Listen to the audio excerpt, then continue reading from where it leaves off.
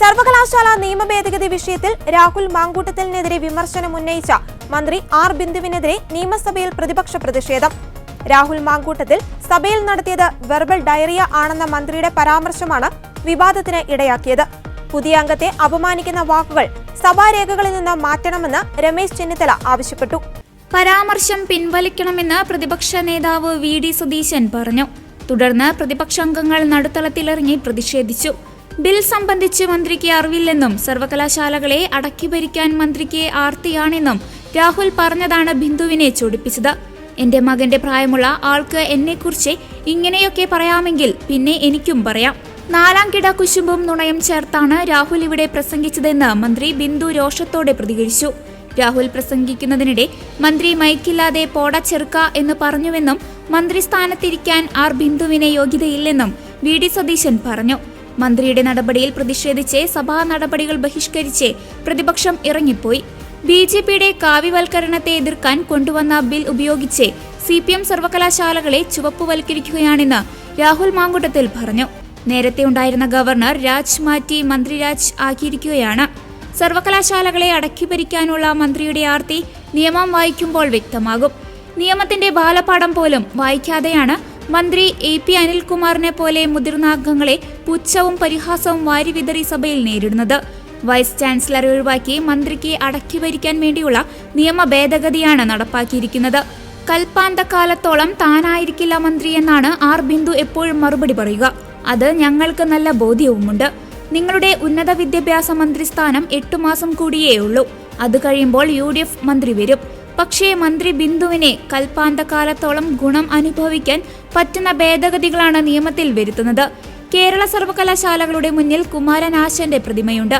അത് മാറ്റി എന്റെ പ്രതിമ വേണമെന്ന് മന്ത്രി പറയുന്നതൊഴിച്ചാൽ ബാക്കിയെല്ലാം ഭേദഗതികളിലുണ്ട്. അത് അംഗീകരിക്കാൻ കഴിയില്ല. അക്കാദമിക്കായിട്ട് മന്ത്രി മറുപടി പറയുന്നില്ല. വൈകിട്ട് റീൽസ് ഇടുന്നതിനെ പരിഹാസം വാരി വിതറുന്നതിന് പകരം അക്കാദമിക്കായി മറുപടി പറയാൻ അധ്യാപിക കൂടിയായിരുന്ന മന്ത്രി തയ്യാറാകണമെന്നും രാഹുൽ പറഞ്ഞു. MG സർവകലാശാലയുടെ മുൻ വൈസ് ചാൻസലറായിരുന്ന ശ്രീ UR അനന്തമൂർത്തി അധ്യക്ഷനായി CPMന്റെ സഹയാത്രികനും ചരിത്രകാരനുമായ ഡോക്ടർ KN പണിക്കർ പ്രസിദ്ധീകരിച്ച സംസ്ഥാനത്തിന്റെ ഉന്നത വിദ്യാഭ്യാസ നയരേഖയിലെ വാചകങ്ങളാണ് ഞാനിപ്പോൾ വായിച്ചത്. നിങ്ങൾ ഇതിനെല്ലാം ചവറ്റുകൊട്ടയിൽ എറിയുന്ന ഒരു നിയമമല്ല ഇപ്പോൾ കൊണ്ടുവന്നിരിക്കുന്നത്. എന്താ സാർ ഇവിടെ സംഭവിച്ചിരിക്കുന്നത്? കേന്ദ്ര സർക്കാരിന്റെ BJPയുടെ കാവ്യവൽക്കരണത്തെ എതിർക്കുവാൻ വേണ്ടിയിട്ട് നമ്മളൊരു നിയമം കൊണ്ടുവരാൻ തീരുമാനിക്കുന്നു. BJPയുടെ കാവ്യവൽക്കരണത്തെ എതിർക്കുവാൻ വേണ്ടി നമ്മൾ കൊണ്ടുവരുന്ന നിയമത്തിന്റെ പ്രത്യേകത എന്താ? നിങ്ങളത് CPMന് വേണ്ടി ചുവപ്പുവൽക്കരിച്ചു. ഈ കേരളത്തിലെ സർവകലാശാലകളെ കാവ്യവൽക്കരിക്കുകയും ചുവപ്പുവൽക്കരിക്കുകയും ചെയ്യുന്ന നിങ്ങളുടെ മത്സരം ഒന്ന് മാറ്റി നിർത്തിയിട്ട് ഇതിനെ ഒന്ന് അക്കാദമികവൽക്കരിക്കുവാൻ എന്തെങ്കിലും താല്പര്യം കേന്ദ്ര സർക്കാരിനോ സംസ്ഥാന സർക്കാരിനോ ഉണ്ടോ? അതിന് നേതൃത്വം കൊടുക്കുന്ന പാർട്ടികൾക്കുണ്ടോ? ഇവിടെ നേരത്തെ ഉണ്ടായിരുന്ന എന്തായിരുന്നു? ഗവർണർ രാജായിരുന്നു. ഗവർണർ രാജ് മാറ്റിയിട്ട് ഇപ്പോൾ എന്താക്കി? മന്ത്രിരാജാക്കി. ഇത്രമാത്രം വ്യത്യാസമല്ലേ ഉള്ളൂ. സർവകലാശാലയെ അടക്കി ഭരിക്കാനുള്ള മന്ത്രിയുടെ ആർത്തി ഈ നിയമത്തിന്റെ ഓരോ ഭാഗവും എടുത്ത് വായിക്കുമ്പോൾ നമുക്ക് കൃത്യമായി വ്യക്തമാകും. പ്രോ ചാൻസലറായ മന്ത്രിക്ക് യൂണിവേഴ്സിറ്റിയുടെ അക്കാദമിക് വിഷയങ്ങളിൽ ഇടപെടാനുള്ള അധികാരം നൽകിയിരിക്കുകയാണ് സർ. ഇന്നിപ്പോ ഒരു മാറ്റം വരുത്തിയിരിക്കുന്നു. ഞങ്ങൾ ആവശ്യപ്പെട്ട മാറ്റമാണ്. അതായത് മുൻപ് ഇതിനകത്ത് നിഷ്കർഷിച്ചിരുന്നത് ഈ സർവകലാശാലയിൽ പ്രോ ചാൻസലറായ മന്ത്രിക്ക് മാത്രമല്ല അധികാരം. മന്ത്രി ഒരു ചിറ്റെഴുതി ഏതെങ്കിലും ലോക്കൽ കമ്മിറ്റി അംഗത്തെയോ CITO-കാരനെ പറഞ്ഞു വിട്ടാ അവനും പോയി യൂണിവേഴ്സിറ്റിയുടെ എല്ലാ അക്കാദമികമായ കാര്യങ്ങളും വിലയിരുത്തി പരിശോധിച്ച് അഭിപ്രായം പറയാം. ആരാണ് സാർ ഇവരൊക്കെ? മന്ത്രി ചുമതലപ്പെടുത്തുന്ന ആൾക്ക് എങ്ങനെയാണ് അങ്ങനെ അധികാരം ഉണ്ടാവുക? ഇവിടെ വൈസ് ചാൻസലറിൽ നിന്നും ഇപ്പൊ കഴിഞ്ഞ ദിവസം മന്ത്രി ഈ വിഷയത്തെ പറ്റി സ്റ്റഡീഡ് അല്ല എന്ന് ഞാൻ പറയാനായിട്ടുള്ള ഒരു കാര്യം പറയാം. കഴിഞ്ഞ ദിവസം ഈ സഭയിലെ ഏറ്റവും മുതിർന്ന അംഗങ്ങളിൽ ഒരാളായ മുൻ മന്ത്രിയായ ശ്രീ AP അനിൽകുമാർ അദ്ദേഹം പറഞ്ഞു, മന്ത്രിയോട് പറഞ്ഞു, വളരെ ബഹുമാനത്തോടെയാണ് അദ്ദേഹം പറഞ്ഞത്. അതായത് വൈസ് ചാൻസലർക്ക് ഉണ്ടായിരുന്ന തെരഞ്ഞെടുപ്പുമായി ബന്ധപ്പെട്ട ചുമതലകൾ രജിസ്ട്രാർക്കാക്കി മാറ്റുന്ന നിയമവ്യവസ്ഥിതികൾ ഈ പുതിയ നിയമത്തിനകത്തില്ലേ എന്ന് ചോദിച്ചപ്പോ ബഹുമാനപ്പെട്ട കേരളത്തിന്റെ ഉന്നത വിദ്യാഭ്യാസ വകുപ്പ് മന്ത്രി എല്ലാ ദിവസത്തെയും എന്ന പോലെ സ്വതസിദ്ധമായ പുച്ഛവും പരിഹാസവും വാരി വിതറി അതിനെ അങ്ങ് ഇല്ലായ്മ ചെയ്തു. ഞാൻ ഈ ബില്ലൊന്ന് പരിശോധിച്ചു. ഈ ബില്ലിനകത്ത് കൃത്യമായി വ്യവസ്ഥ ചെയ്തിരിക്കുകയാണ് സാർ.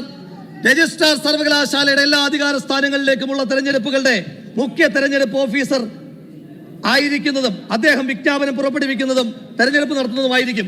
അപ്പോ VCയുടെ അധികാരം രജിസ്ട്രാർക്ക് നൽകുകയല്ല എങ്കിൽ പിന്നെ എന്തിനാണ് മിനിസ്റ്റർ ഇങ്ങനെ ഒരു ക്ലോസ് ഉൾപ്പെടുത്തിയിരിക്കുന്നത്? ഇനി പഴയ വ്യവസ്ഥ പറയാം, സ്റ്റാറ്റ്യൂട്ട് പറയാം. അതനുസരിച്ചാണല്ലോ തെരഞ്ഞെടുപ്പുകൾ നടത്തിയിരുന്നത്. Decisions of the vice chancellor unless otherwise specifically provided, the decision of the Vice Chancellor on any question relating to the election shall be final. അതായിരുന്നു വ്യവസ്ഥ.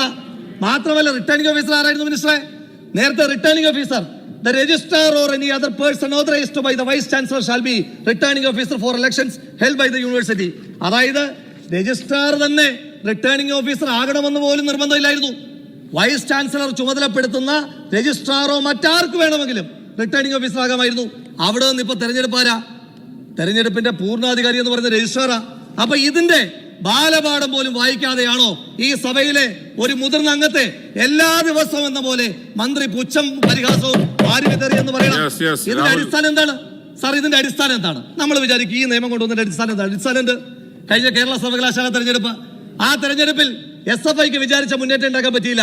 അപ്പൊ SFIയുടെ സഖാക്കന്മാർ എന്ത് ചെയ്തു? കുട്ടി സഖാക്കന്മാരാണല്ലോ, അവന്മാരെന്ത് ചെയ്തു? കുറെ ബാലറ്റ് പേപ്പർ എടുത്ത് കഴിച്ചു, അങ്ങ് തിന്നു. അപ്പൊ കഴിച്ചു കഴിഞ്ഞപ്പോഴും ജയിക്കുന്നില്ല.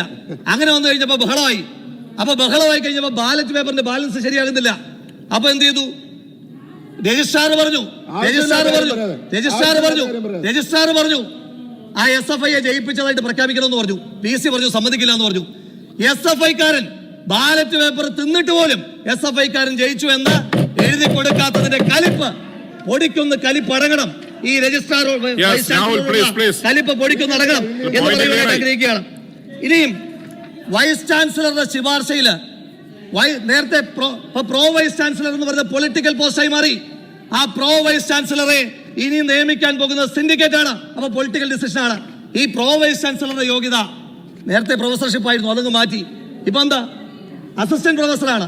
അതായത് പ്രൊഫസർമാര് പങ്കെടുക്കുന്ന യോഗത്തെ പ്രിസൈഡ് ചെയ്യുന്നത് അസിസ്റ്റന്റ് പ്രൊഫസർ മാത്രമായ PVC ആകുന്നത് എവിടുത്തെ ന്യായമാണ് സാർ? എന്തൊരു ന്യായമാണ് സാർ? എന്തൊരു നീതികേടാണ് സാർ?